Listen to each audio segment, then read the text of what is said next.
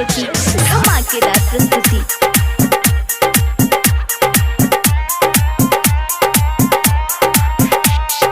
DJ Umesh Sukhipur बाजार।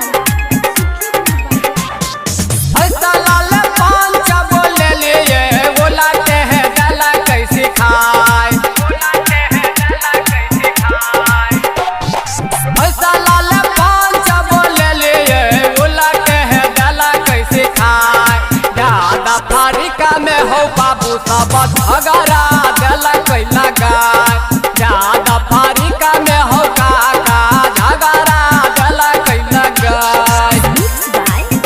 Recording studio Sundarpur. ज्यादा फारिका में हो डीजे उमेश सुखीपुर बाजार।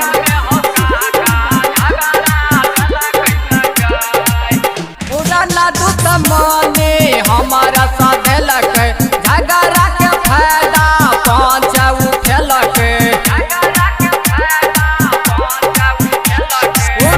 दुश्मने हमारा साधे लग झगड़ा के फायदा पाँच उठेलक झूठा फूसा बोलक रे भैया आगिया दिलक लगा झूठा फूसा बोलक रे भैया आगिया दिलक लगा। ज्यादा फारिका में हो बाबू सब झगड़ा दिलक लगा ज्यादा फारिका में हो काका झगड़ा दिलक लगा। रिकॉर्डिंग स्टूडियो सुंदर। डीजे उमेश सुखीपुर बाजार।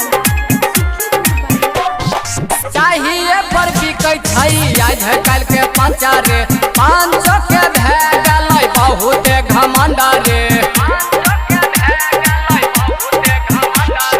चाहिए पर बिकै छै आज कल के पंचारे 500 के भे गलै बहुत घमंड रे ऐसन आदमी मिला तो पंचायतिया टेंगरी देतौ रे ससा ऐसन आदमी मिला तो पंचायतिया टेंगरी देतौ रे ससा। ज्यादा फारिका में हो बाबू सब झगड़ा दिलक लगा ज्यादा फारिका में हो काका झगड़ा दिलक लगा। रिकॉर्डिंग स्टूडियो सुंदर। डीजे उमेश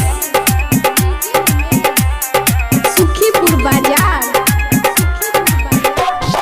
संजय यादव यो हो गाना लिखलक दुनिया के रीति सब से कहलक संजय यादव यो हो गाना लिखलक दुनिया के रीति सब से कहलक चाहे बात सुन के पंचायतिया हमारा पर गेल खिसिया चाहे बात सुन के पंचायतिया हमारा पर गेल खिसिया। ज्यादा फारिका में हो बाबू सब झगड़ा